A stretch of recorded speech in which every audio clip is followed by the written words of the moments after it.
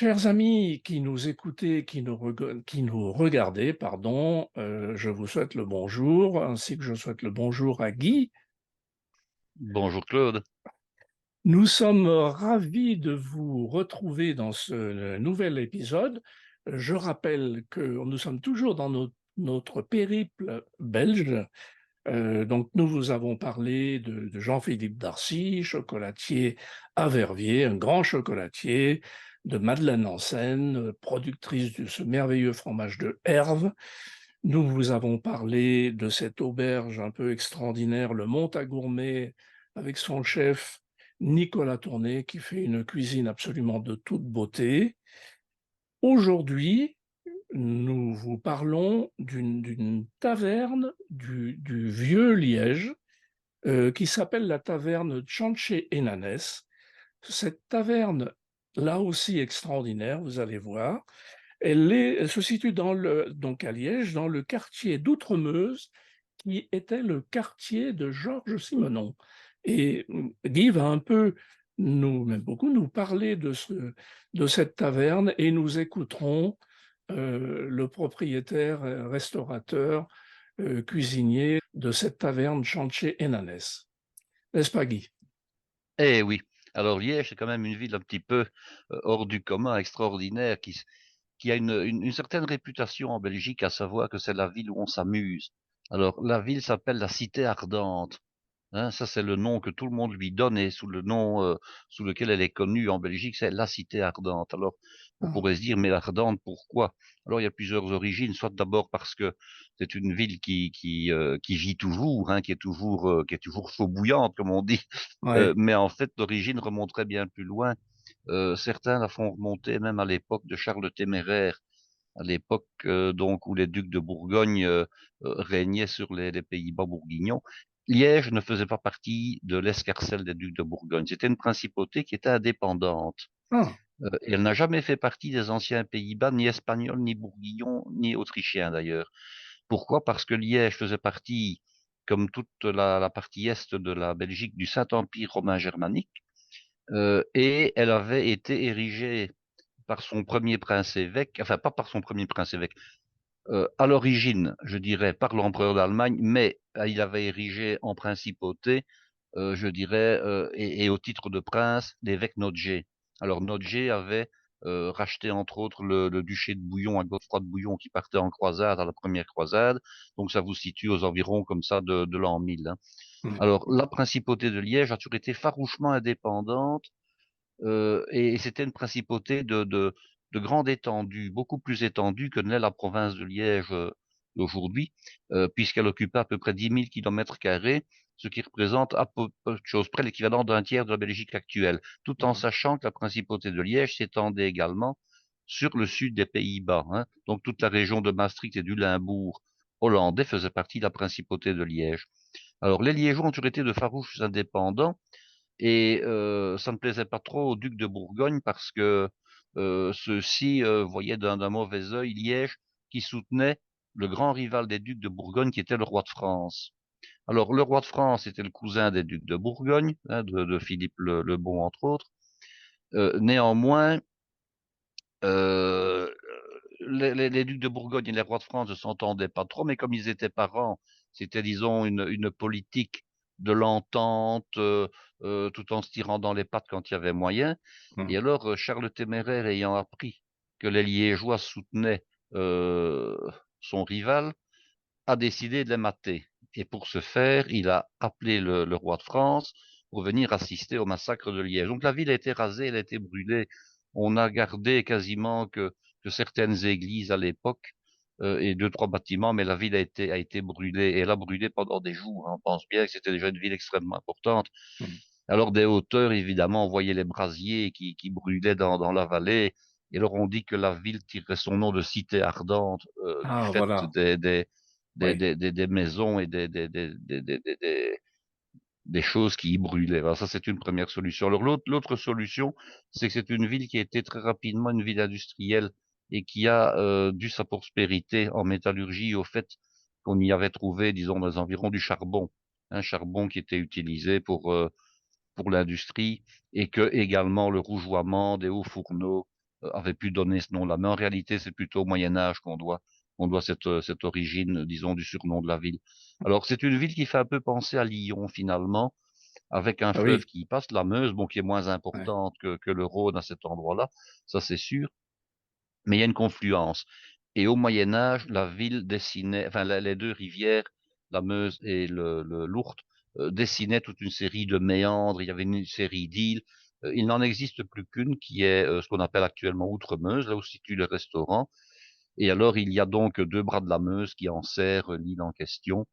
Et c'est un endroit où bat encore le véritable cœur du vieux Liège, à savoir où il y a encore le parler populaire, où il y a encore euh, une fête qui a lieu au 15 août, donc la fête de la Vierge Marie, qui est honorée. Par exemple, on trouve à peu près 200 potales dans le quartier. Alors une potale, qu'est-ce que c'est? Ce sont des petites chapelles votives, généralement vouées à la Vierge Marie, qui se trouvent sur des murs, dans des maisons, au coin d'une maison, etc. Et alors, une mhm. tradition qui continue à avoir lieu, c'est que le jour du 15 août, donc le jour de la fête de la Vierge Marie, toutes les dames qui s'appellent Marie reçoivent un bouquet de fleurs de la part de la municipalité.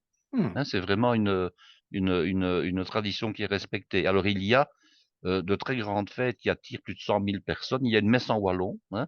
Il y a une Vierge Noire qui est sortie en procession. Il y a une messe en wallon qui attire aussi énormément de monde.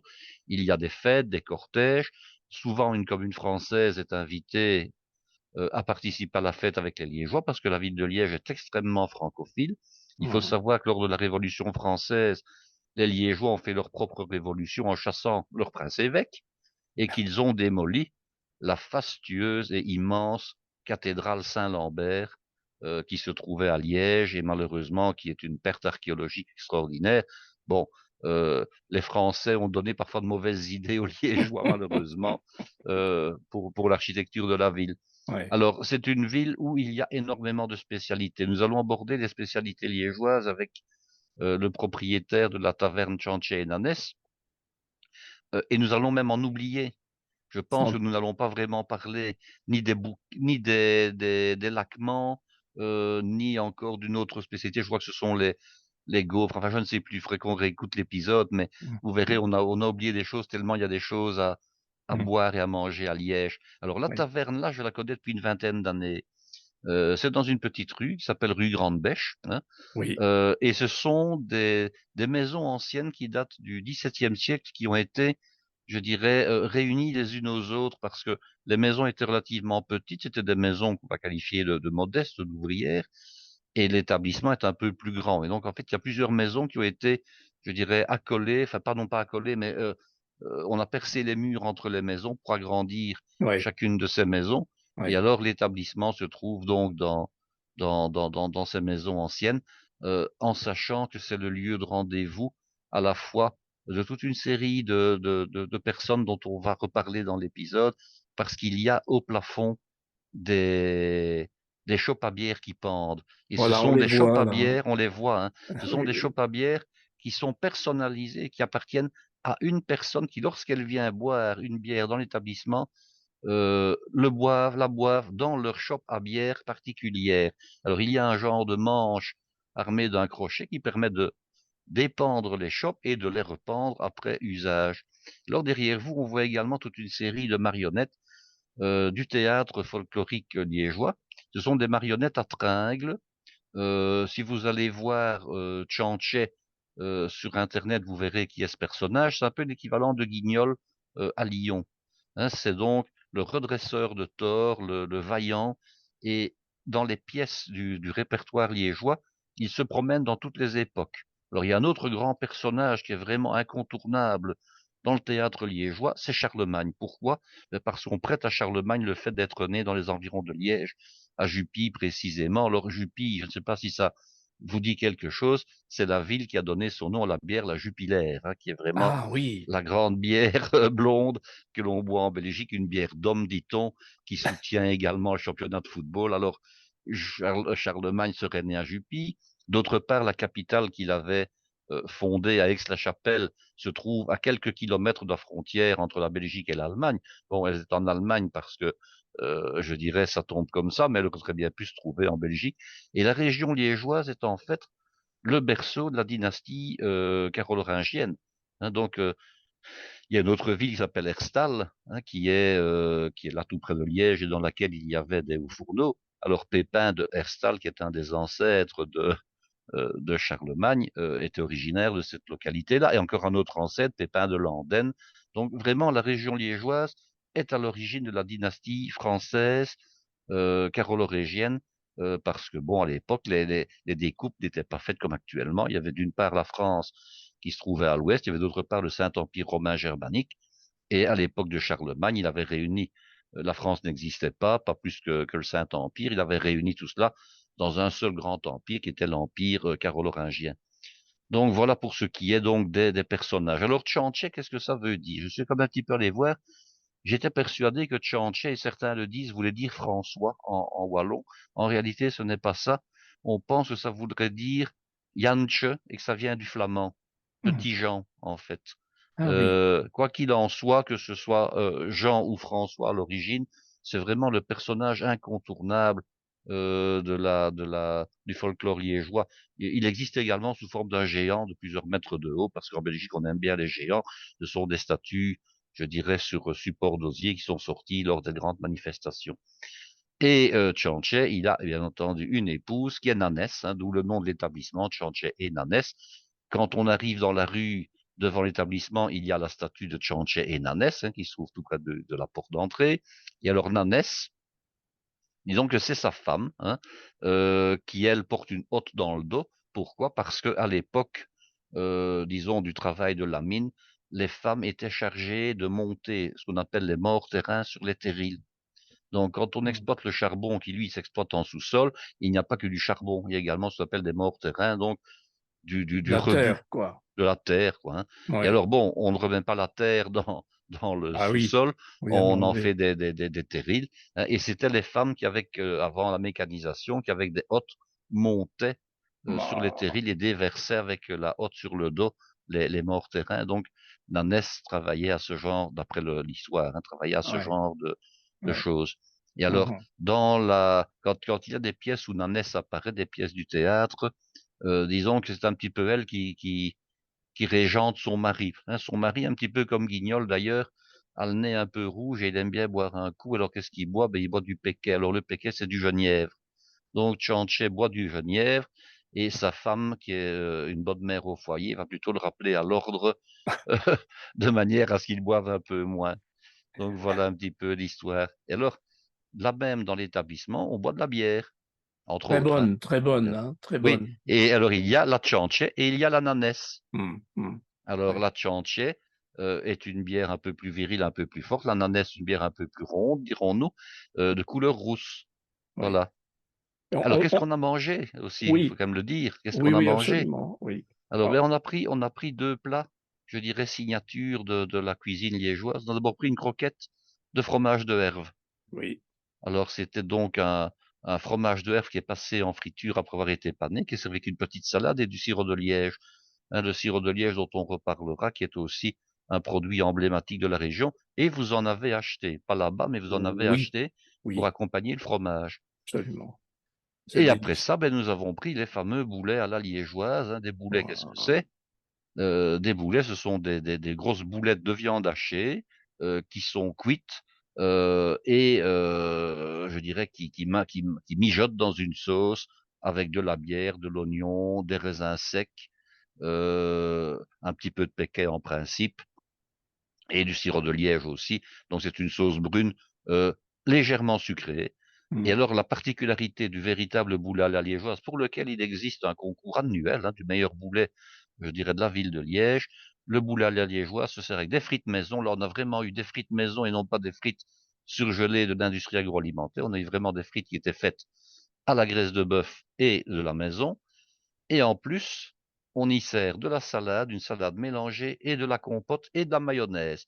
Et c'est incontournable, ça peut paraître bizarre à, je dirais, des gourmets de dire, mais bon, de la compote, de la mayonnaise, de la Pote de pomme, salade, mais hein. enfin, bon, compote de pommes, oui, bien sûr. Oui, oui, Hein, qu'est-ce que c'est? Ben non, ça se marie très bien parce que, absolument. évidemment, on ne mange pas dans le même bouchée à la fois la compote et la salade, mais je dirais que la salade vinaigrée va remettre la bouche à zéro, va rincer la bouche de sa sucrosité et la compote accompagne merveilleusement bien, je dirais le type de viande, les frites et la sauce. Voilà, ça Mmh, c'est mmh, c'est mmh, un c'est mmh. un mélange un peu particulier. Bon, quand on parle frites en Belgique, on parle mayonnaise. C'est la raison pour laquelle il y a de la mayonnaise également. Mayonnaise maison, il faut le préciser.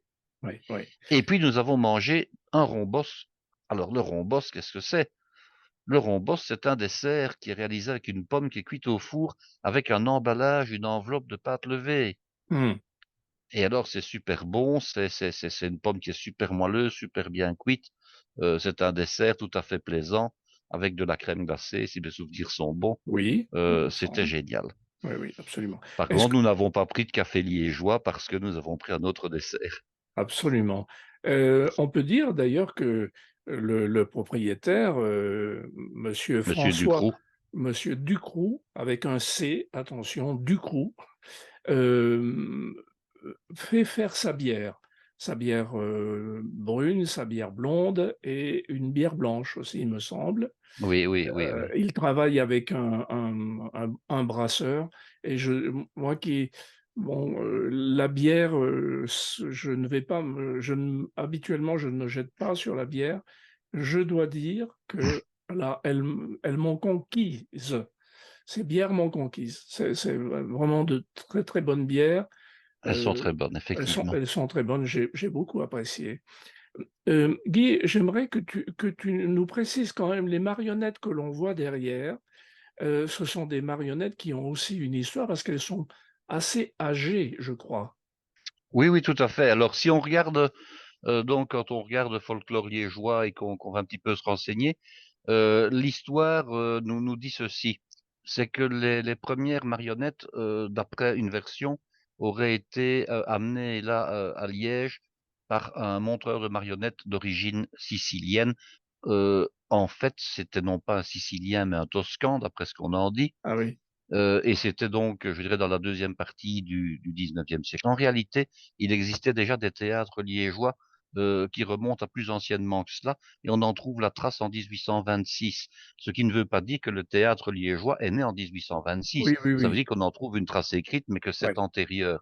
Alors ce sont des marionnettes à tringles, et là, il y en a des dizaines, hein, parce qu'il n'y en a pas oui, qu'à cet endroit, il y en a encore également ailleurs dans le oui, oui, dans le restaurant, dans le l'établissement. resto, oui, ouais. Ce sont des marionnettes qui sont des grandes marionnettes en bois qui font, je dirais, pour le personnage lui-même, 50-60 centimètres de haut, et qui sont manipulées avec des tringles, c'est-à-dire des barres métalliques et non pas des ficelles, Mmh, hein.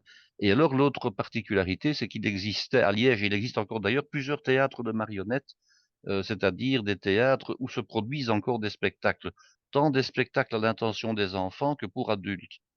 Quand je dis ouais. pour adultes, c'est-à-dire non pas des pièces érotiques, soyons clairs, mais des pièces qui sont, disons, des pièces qui sont moins ludiques tout simplement, hein, qui sont Oui, moins amusantes, on va dire ça comme ça, oui. pour des personnes plus âgées. Et alors une petite anecdote, c'est que je ne résiste pas au fait de l'avoir expliqué. Je vais avec un ami français passer un week-end dans la région de Liège il y a quelques années, et alors je lui dis: «Bon, ben écoute, si tu veux, nous allons aller voir un spectacle de marionnettes». Alors je vais voir sur internet ce qu'il y a. Alors nous étions à peu près au moment de Pâques, et alors il y avait une pièce qui s'intitulait, qui avait lieu donc le dimanche après-midi, qui avait lieu et qui s'appelait, quelque chose comme «On a volé les cloches de Pâques» ou quelque chose comme ça. C'était un spectacle pour enfants. Donc nous allons manger donc dans le Vieux-Liège, puis nous allons, au lieu du théâtre qui est un petit peu légèrement en dehors de la ville, mais enfin toujours à Liège bien entendu. Et puis bon, bah, j'explique, hein, je dis: «Écoutez», je dis, je sais qu'un ami français qui venait donc de Paris, et j'explique au guichetier qui était en fait le patron et le propriétaire. Je dis: «Écoutez, nous venons pour voir le spectacle». Ah, qui me dit: «C'est bien un spectacle pour enfants». Ben, je dis: «Oui», je dis: «Mais bon, hier soir, nous étions occupés», je dis: «On n'a pas pu venir pour voir l'autre spectacle». Bon, donc on paye notre place, on paie un certain on s'installe dans les gradins tout au-dessus.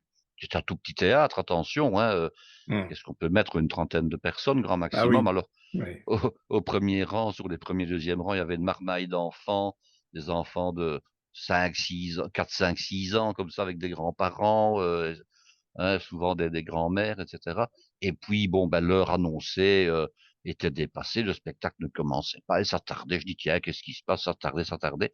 Et puis entre dans le théâtre, dans la salle qui était toujours éclairée, un monsieur, bien bien mis d'une cinquantaine d'années, avec un veston, les cheveux courts, gris comme ça, très strict. Alors il jette un coup d'œil circulaire à toute la salle, puis il nous regarde, hein, mon ami et moi, et il nous dit bonjour, ben on lui répond bonjour, hein, et puis il fait demi-tour et il s'en va.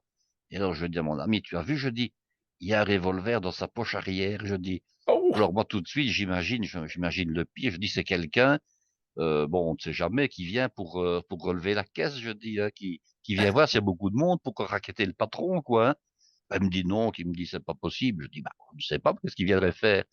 Et puis 30 secondes plus tard, voilà que le bonhomme revient de nouveau, il regarde de nouveau la salle et puis il nous regarde dans les yeux, puis on lui fait signe bonjour aussi, puis il retourne, il fait demi-tour et il s'en va. Et puis on s'est rendu compte en fait que ça tombait peu de temps après les attentats, à la fois les attentats de Paris et les attentats de Bruxelles dans le métro. Et alors on en a conclu que comme nous étions 2 adultes sans enfants, le patron a eu peur et il s'est demandé si nous ne venions pas pour commettre un attentat. Mmh. Donc il a appelé la police, qui est venu voir et qui a vu notre bonne mine, parce que bon, il ne nous a pas interrogés, il ne nous a pas demandé de sortir, et qui a vu que nous étions deux innocents, Oui, oui, oui. qui n'allaient pas mettre une bombe dans le théâtre et faire sauter ou tuer les enfants ou les prendre en otage, voilà. Bon, Donc ça, bon. c'est l'anecdote, mais Bon, ça, on vous n'a avez compris pu qu'après, quoi. oui, oui, vous avez pu regarder le Ah, nous spectacle. avons pu regarder le spectacle qui, bien entendu, se terminait très très bien, puisque un méchant personnage avait volé les cloches de Pâques pour empêcher les enfants de recevoir leurs œufs en chocolat. Et puis à la fin, Tchanché, qui est donc comme d'habitude le héros, hein, sans peur et sans Évidemment, reproche, était intervenu et évidemment. avait, je dirais, mis le nuisible hors d'état de nuire, et les cloches avaient pu revenir pour la fête de Pâques et pour, amuser les enfants et les récompenser. Donc voilà, l'histoire se terminait bien et nous, on pouvait sortir, libres Sans et sans et problème. sans avoir dû passer par le panier à salade. Mais enfin, bon, ça surprend toujours un petit peu quand même, Évidemment. d'avoir été pris pour de dangereux terroristes, quoi.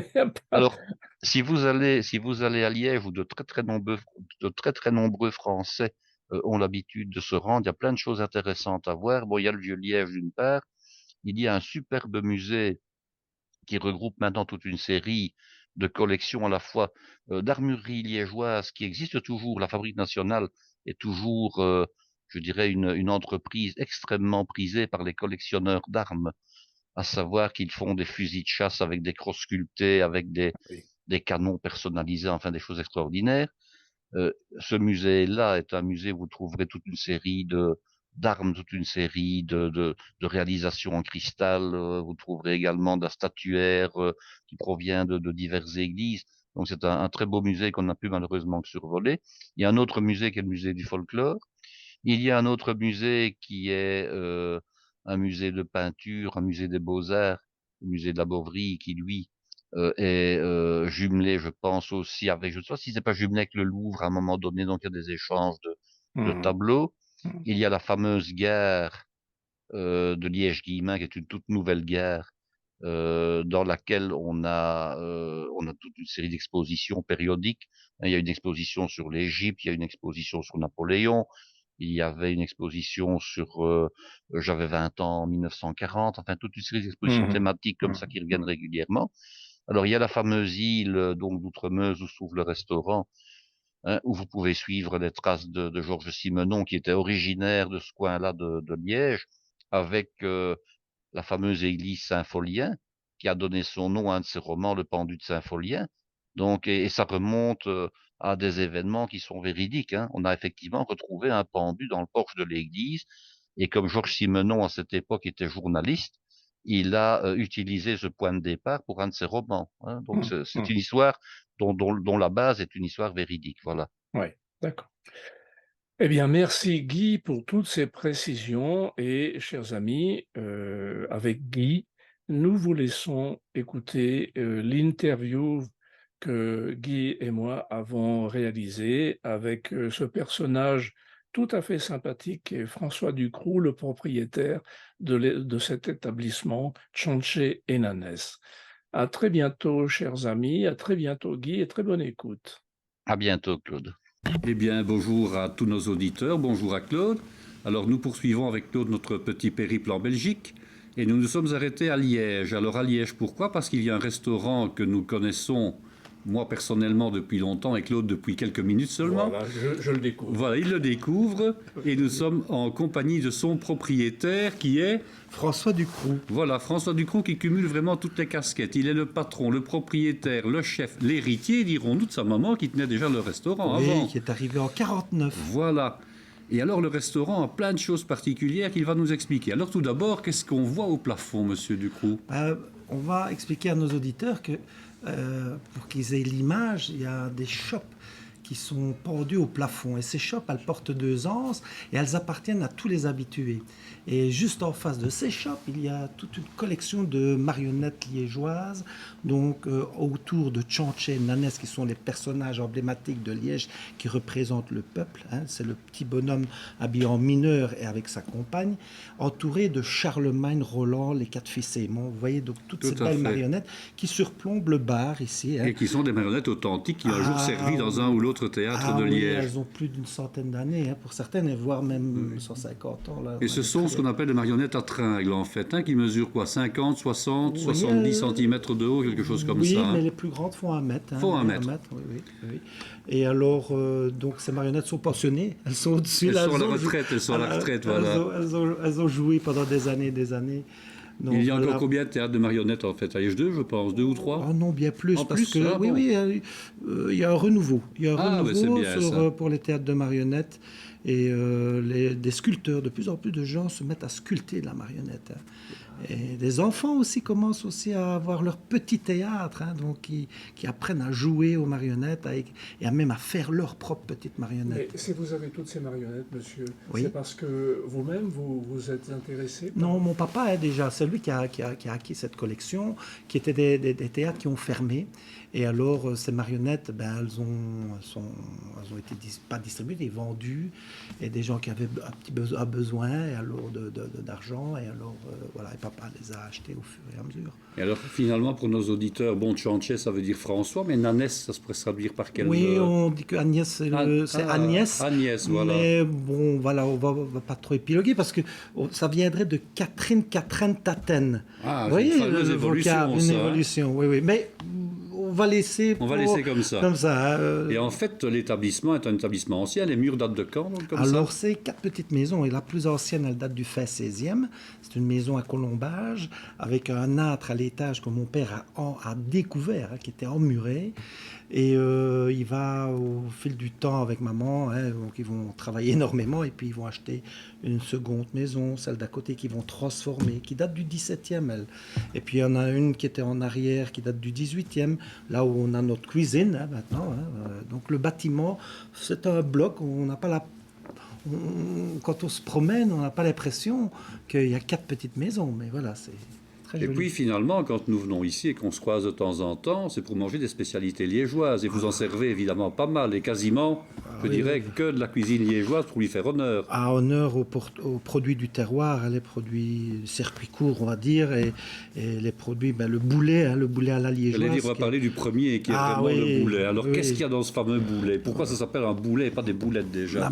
Par la grosseur, hein, déjà. Hein. Puis alors on a passé aussi à l'époque par rapport au boulet de canon, hein, le petit boulet de canon. D'accord, boulet de canon. Ah oui, la forme déjà, une boulette, c'est une petite boule. Donc le boulet, c'est la pièce de viande hachée. À l'époque, on récupérait tous les bas morceaux. Et avec le pain qui était rassis, ils mélangeaient ça avec un peu d'oignon, de l'eau, et ils en faisaient des boules qui rôtissaient dans de la graisse. Ils rôtissaient ou frits? Frit, enfin rôtir dans une poêle. Il n'y avait pas de friteuse, c'était dans la poêle. Donc on faisait ces boules de viande. Hein. Et ici, c'est du haché. À Liège, il y a beaucoup de recettes différentes. Hein, mais nous, on fait un boulet pur porc avec de l'ajout et du jambon. C'est des jambons d'édé, des quenés. Et alors, on mélange ça avec de la mie de pain, du lait. On met des œufs, des oignons. Et alors, l'assaisonnement, chacun... puisqu'on fait le haché nous-mêmes, l'assaisonnement, sel, poivre, et on met du massis. Ouais, c'est la fleur de muscade. Et alors, il y a la fameuse sauce lapin qui accompagne les boulets. Oui. Ça, c'est une sauce qui porte un nom un peu bizarre. Il n'y a pas de lapin dedans, en fait. Non, en réalité, ça vient d'un monsieur, madame Lapin, qui ont créé cette préparation de sauce, qui est une sauce brune, mais aigre-douce. Donc on rajoute dans la marinade, donc le vinaigre, les oignons, le laurier.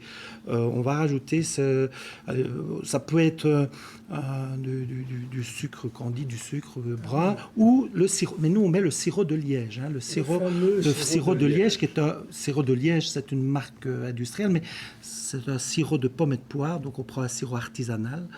On travaille avec une personne qui fait des producteurs locaux Mais comment on fait le sirop de liège que par ici, c'est toujours local. Oui, c'est local. Et puis c'est un sirop d'Aubel, allez, on va dire c'est d'Aubel. Et alors il y a aussi des petits raisins, non, dedans? Non, justement, ce goût sucré, on n'en met pas. Il y en a, voilà, donc différentes recettes pour donner ce goût un peu sucré. Vous voyez, le vinaigre. Alors on va mettre ce petit goût sucré, soit qui va être apporté par les petits raisins, soit alors par notre sirop.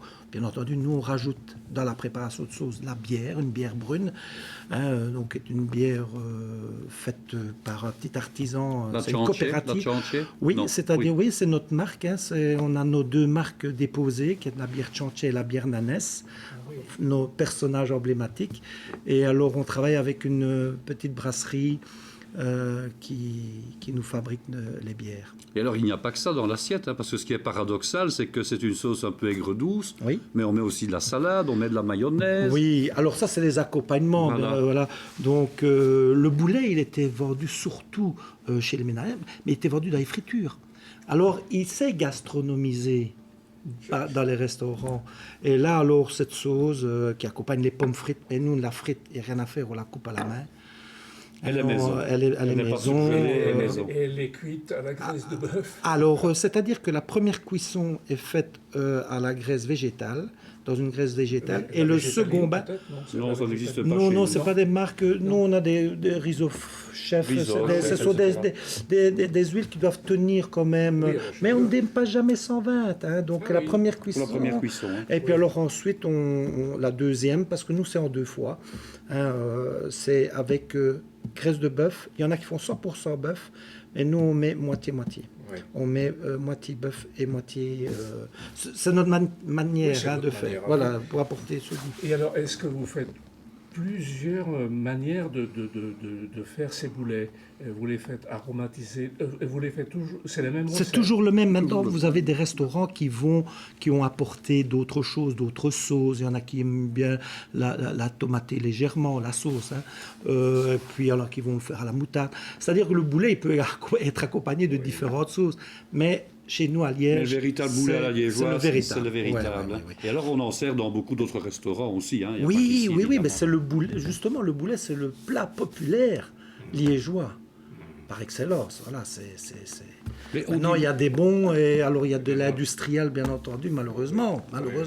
On dit même, en fait, qu'au départ, c'était un boulet qui était fabriqué avec des viandes qu'on grattait sur les carcasses près des abattoirs. Tout à fait. Ce n'est plus le cas maintenant, mais à l'origine, c'était un plat de pauvre fait par des gens qui avaient peu de moyens. Oui, c'est pour ça que quand on fait à hacher, il faut aller faire ça très rapidement. Vous savez, on a des problèmes de bactéries, donc ça doit aller très très vite. Et les hachés, justement, à hacher, ça doit être d'une fraîcheur, ça doit être irréprochable.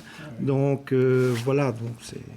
Et chaque année, alors, il y a aussi un concours du meilleur boulet à Liège. Oui, ça, c'est une confrérie qui a décidé de lancer... Le Gai Boulet, oui, qui a décidé d'aller faire resto, et même les tavernes, qui font leur boulet. Et puis alors, ils font un repas et ils font une petite initiation, une intronisation à la manière de le mélanger, de mélanger le haché avec la mie de pain, les oignons, voilà. Et puis après, l'important, c'est de faire un boulet, je vais dire, artisanal. Il n'y a rien à faire. Donc, le fait de le faire à la main, c'est important, quoi. Mais alors, il n'y a pas que le boulet à la liégeoise, il y a également la salade liégeoise à Liège. Ah, Qu'est-ce que c'est ça? La salade liégeoise, chez nous, c'est les haricots verts avec des pommes de terre. Et alors, on fait une préparation avec des oignons et du vinaigre blanc qui vont être... on va déglacer cette préparation sur les pommes de terre cuites et les haricots. Et on va mélanger cela et on sert ça avec de la saucisse de porc et du lard ou des lardons. Alors, il y a encore une fois d'autres personnes qui vont faire d'autres préparations. Hein. Il y en a qui vont rajouter un peu de crème, il y en a qui vont rajouter même une côte de porc, mais alors que la côte de porc, ça va plus avec une potée. Et une potée, chez nous, c'est un mélange de pommes de terre avec du chou, carottes. Donc, c'est un écrasé de pommes de terre. Tandis que la salade liégeoise, ça peut se manger froid. Ce sont des morceaux de pommes de terre avec des haricots. Et le terme salade, ça veut dire mélange. Hein. Absolument. Et alors, le paradoxe, finalement, c'est que les haricots sont plutôt à point chez nous l'été et qu'on mange plutôt ça comme plat d'hiver. Eh bien oui. Parce qu'anciennement, on conservait les haricots soi-même et qu'on les sortait des bocaux. Oui, oui. C'est pour ça que, soit on décide de servir quand c'est la saison des haricots, quand ils sont faits chez nous, parce que, bien entendu, les haricots, vous en trouvez maintenant sur les marchés qui viennent de partout. Oui, ils viennent du Kenya. Voilà, c'est un choix, encore une fois. Hein. Soit on décide de suivre nos saisons et nos produits du terroir. Et puis, ce qui caractérise aussi les préparations dites à la liégeoise, c'est la baie de genévrier. Oui, qu'on va mettre surtout avec le rognon. Le rognon, on dit flambé au genièvre et avec la baie de genévrier. Donc le rognon de veau, hein, c'est surtout le rognon de veau à la liégeoise, avec quelques petits lardons, puis alors des glaçages au péquet à la baie de genévrier. Et alors, pour tous nos auditeurs, vous avez parlé du genièvre, mais qu'est-ce que c'est que ça, le genièvre? Le genièvre, le péquet. Le genièvre, c'est un alcool. Et le terme liégeois, c'est péquet chez nous. La petite bille, la petite boule, la petite baie, on appelle ça des péquets. Alors, on parlait de ça avec Guy, parce que pour moi, le genièvre, ça pousse dans nos montagnes de Savoie et de Haute-Savoie. Je dis, mais il y a aussi ici du genévrier. Oui, il y a des genévriers, bien entendu. C'est en Ardennes. C'est en Ardennes. Oui. Alors, on a le célèbre gin aussi. Le gin, ça vient justement de la baie de genévrier, le gin. Hein.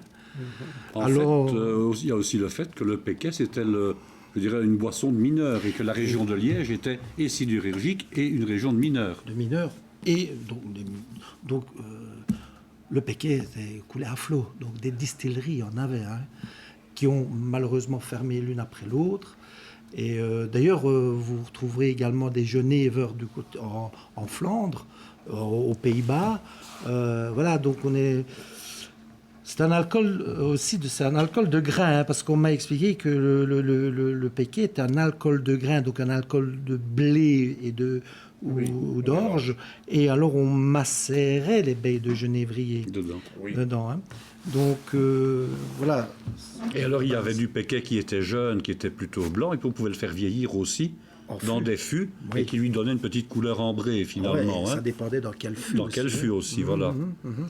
Alors, on parle du boulet, vous avez d'autres spécialités, j'imagine. Oui, vous savez, le terme liégeois, on va l'utiliser un peu à toutes les sauces, mais on a le lapin, la liégeoise. Par contre, le lapin, là, c'est du lapin qu'on va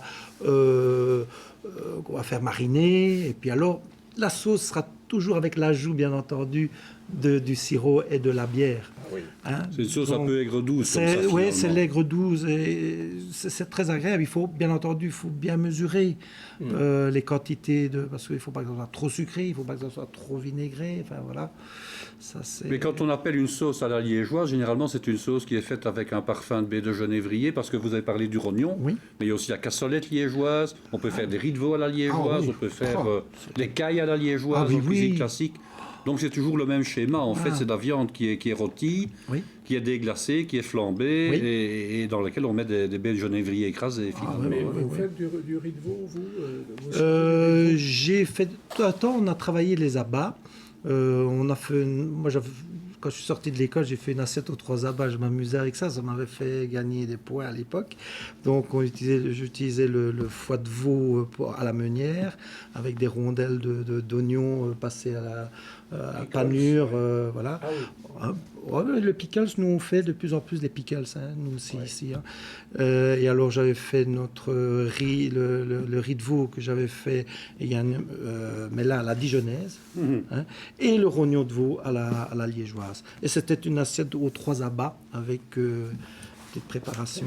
Bien plus, oui, mais... Et vous parliez de l'école, vous avez fait des études à l'école hôtelière de Liège, je suppose ou... Oui, mais moi j'ai un parcours un peu atypique. Voilà. C'est-à-dire j'ai fait mes sciences économiques et puis après je me suis lancé dans la cuisine, mais parce que d'abord pour la reprise du commerce et puis il fallait l'accès à la profession. Hein. Et alors l'école hôtelière a été une année, puis alors je suis parti vers Château-Massa qui m'a permis d'avoir mes diplômes de traiteur-restaurateur en 3 années pour avoir l'accès à la profession. Hein. Donc, et puis alors c'est toute une question de volonté. Hein. Donc, et puis la cuisine, ça m'a été imprégné aussi par ma grand-mère, hein, toujours des mamans qui n'était pas une cuisinière, mais qui a toujours apporté beaucoup le goût de faire les choses. Je me rappelle de l'époque où c'était elle qui était en cuisine, ça volait comme on dit. Hein. Ah oui, maman. Elle a commencé avec le spaghetti, hein, pour vous dire. Pas du tout une cuisinière. Donc, mais sa sauce au spaghetti, ben, les étudiants ici, on venait au chantier pour manier au spaghetti à toute heure. La soupe à l'oignon, qu'on ne voit plus, qu'on ne sert plus. C'est bien malheureux d'ailleurs. Hein.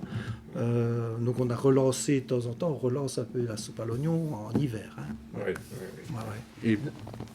Et puis dans la cuisine liégeoise, on pourrait ne pas passer à côté du herve quand même, que vous utilisez et que vous cuisinez. Oui. Plutôt, enfin moi je l'ai déjà pris chez vous, avec la salade, un peu de sirop de liège. C'est plutôt à prendre en entrée ou en tant que fromage?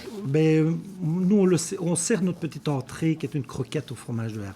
Le fromage de herve, vous savez, donc allez, pour nos amis auditeurs français, le maroilles, hein, pour comparer. Donc le fromage de herbe, un fromage assez puissant, même au niveau de l'odeur. Et il fallait... C'est pas facile de le cuisiner. Donc dans un restaurant, il ne faut pas que ça dérange non plus les tables autour. Donc on a trouvé la manière de recuisiner le herbe. Donc on le retravaille dans du lait pour lui redonner moins de puissance. De toute manière, il perd aussi de la puissance. Un fromage qui est réchauffé, donc perd de sa puissance. Hein. Et ça a été pour nous une manière de le mettre en croquette et de refidéliser des gens qui n'aimaient pas le fromage de herbe et qui finalement, grâce à la croquette, ont redécouvert, découvert, ah oui, très bon, ah oui, tout à fait. Oui. Et le sirop, bien entendu, on le sert toujours. Le herbe, on dirait que il est indispensable au fromage de herbe. Le sirop, vous voulez dire? Le sirop, oui. C'est un fromage, oui, parce que le fromage est assez puissant. Hein, si on le laisse bien affiner. En fait, Claude a acheté du fromage de herbe pour rentrer et je lui ai dit il faut qu'on trouve du sirop de liège. Donc on s'est arrêté à un endroit pour trouver du véritable sirop de liège de Val-Dieu. Parce que je dis le herbe sans le sirop de liège, c'est... Oui, voilà. C'est boire un verre de champagne sans caviar, c'est ce que je lui ai dit. Et alors, pour un béotien comme moi qui veut faire goûter les fromages belges, dont le fromage de herbe, à mes amis, pour que je leur fasse déguster, comment est-ce que je peux... En nature, vous voulez dire? Oui. Il faut... le vin, oui, mais une bonne bière aussi. Hein. Oui. Ah oui. Je lui disais que c'était mieux une bière que du vin, pour le fromage de herbe, c'est clair. Oui. Bonjour messieurs. Je propose qu'on va goûter votre bière. On va goûter la bière, on va goûter le fromage de herbe et on va goûter les boulets, ça c'est sûr. Des parfums pour que j'essaie de trouver une bière qui aille bien. Alors on a 3 bières. Hein. On a une blonde qui est assez légère, hein, qui fait 4 degrés. C'est l'ananas ou bien c'est il y a la Chanché blonde et brune. Ah. Et l'ananas, la Chanché et l'ananas c'est la rousse, c'est la bière ambrée. Et là on est sur des notes un peu agrumes pour la blonde. Hein. Et pour la brune on est sur des notes de café. Et il faudrait prendre laquelle finalement? Avec, au début, il faut partir sur la blonde, la plus légère. Et puis, on passe à l'ambrée, puis la brune. Hein. Mais la brune, elle accompagnerait très bien également le lapin. Hein. Oui. Ah oui. Puisqu'on cuisine avec cette bien bière. sûr, Hein. oui, on a bien compris que vous cuisiniez avec la bière. Ouais. Et puis, on ne va quand même pas oublier le fameux café liégeois quand même. Hein. Oui, le café liégeois qui est une préparation à base de crème glacée au café, au moka. Et dans laquelle on va rajouter du café en expresso et on va le mélanger. Donc ça va être mixé. Moi, je préfère faire une préparation où je mets c'est une glace artisanale. On met le café par-dessus et puis une chantilly et le péquet qui accompagne. Il y a des restaurants qui décident de faire la préparation, de mixer le tout, ce qui est très bon. Maintenant, beaucoup de personnes ne supportent plus l'alcool, donc on est voilà. Et puis ça ressemble un peu plus à un milkshake cette fois-là quand on mixe le tout. Voilà, tout à fait, un shake, ouais. Finalement, on peut dire qu'on vient chez vous, je vais faire une comparaison peut-être un petit peu comme lorsqu'on va à Lyon et qu'on va manger dans un bouchon. Oui, ben oui. Alors on n'appelle pas ça bouchon ici chez vous. On pourrait, il fut un temps où on était comme la bistronomie. Oui. Vous voyez, donc on vient manger même un plat unique. Oui. On a des entrées sur des plats quand même assez copieux, roboratifs. Il y en a. Oui, oui. Alors, c'est pas toujours évident de prendre une entrée, un plat, un dessert. Ouais. Là, maintenant, on travaille, on fait des petites bouchées de truite, par exemple. Là, on va chercher nos truites à la commanderie, donc à Fouron, Saint-Pierre. Donc c'est au-dessus du Pays d'Air. Oui, tout à fait. Et là, alors, on fait un mélange de truite saumonée avec de la truite fumée. On en fait des petites boules qu'on va frire également avec une petite panure maison. Et voilà, donc petite entrée légère. Ça rentre dans le cadre, je préparais ma question, est-ce que vous développez des plats nouveaux? Donc ça en est le... Oui, mais mon fils, qui lui a fait vraiment son école hôtelière totalement, contrairement à moi, donc lui il a fait 7 années d'hôtellerie, 5 années, oui, excuse-moi, je ne sais pas pourquoi. Et... Il a fait une 7e sans doute, c'est peut-être ça. Ah voilà. C'est ça que j'ai confondu, la 7e année. Il a fait la 7e année. Et alors ici, il a plus la patte pour découvrir d'autres préparations. Même si on reste dans la tradition, il innove. Oui. À juste titre d'ailleurs, il faut. Absolument. Et si vous deviez proposer un menu entrée, plat, dessert typiquement liégeois, qu'est-ce que vous proposeriez alors? Pour nos auditeurs, il faut commencer par le petit menu de terroir. Donc il faut découvrir notre croquette de fromage de Herve. Et puis le boulet, mais il faut partir sur le une pièce, parce que c'est très copieux. En tradition, ils prennent 2 boulets. Et alors ensuite, le café liégeois. Donc ce qu'on vient de dire. Alors, bien entendu, on a d'autres menus. Je prends. Et surtout, il faut venir déguster à Liège tout ce que monsieur vient de nous dire dans son restaurant qui s'appelle, disons... Le Ciorcenanes. Et qui se trouve en Outremeuse, c'est-à-dire en fait la terre de Ciorce. Oui, de Ciorce, mais aussi de Simenon. De Simenon. Parce qu'on allait oublier Simenon quand même. Et je voulais justement vous dire que nous servons pour l'instant un plat signature qui est le fricando à l'oseille. Le fricando qui est... nous, on le prépare avec du jarret de veau et on cuit au bouillon avec beaucoup de gros légumes et on a une préparation d'une sauce avec de l'oseille et de l'épinard.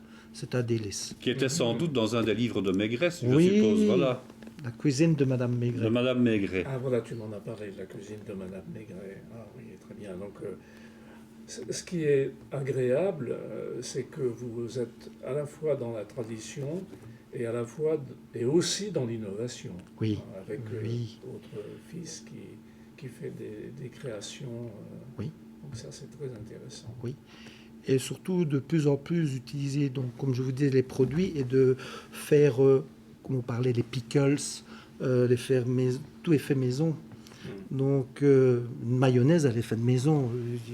On sert tellement de l'industriel partout que c'est incroyable. Donc, il faut être cohérent. Alors, notre carte, bien entendu, les auditeurs, s'ils passent par Liège, ils découvriront une carte qui est une carte réduite, avec 5 entrées, 5-6 plats. Voilà, donc on ne va pas au-delà. Et alors on change régulièrement nos préparations. Quand je vois une carte comme vous la décrivez, je suis un peu rassuré. Je suis même complètement rassuré. Parce que je me dis, bon, le gars, il sort pas ça de son congèle. Tout à fait. Bon, sauf peut-être... un petit produit, ça peut arriver. Ça peut arriver, oui. Ça peut arriver, oui. Quand on voit une carte avec 20 lignes, on dit, bon... Oui, quand on ne voit pas 20 entrées, 20 Ou plats, alors il faut 40 qu'il y ait une desserts, petite quoi. brigade derrière. Oui, Mais il faut Oui, il faut qu'il y ait... ça dépend encore une fois le type de restaurant. Hein. Mais moi, je pense qu'on va pouvoir passer à table, hein, Claude, parce Oui, que absolument, chers amis. nous avons là, tous nous- tout en nous- notre main pour pouvoir choisir. Oui, oui, on vient de vous donner L'eau à la bouche. l'eau à la bouche. Monsieur vient de... Je bave d'ailleurs, déjà. Donc, en ce qui me concerne, je vais faire le repas entrée plat dessert dont vous nous avez parlé, Très bien. évidemment arrosé avec Une vos bonne bières. bière. Merci, monsieur. Merci beaucoup, monsieur, on vous remercie infiniment de nous avoir conté tout ce que vous faites et toute l'histoire de votre maison. Merci. Merci, au revoir, Et à bientôt. au revoir, et à très bientôt.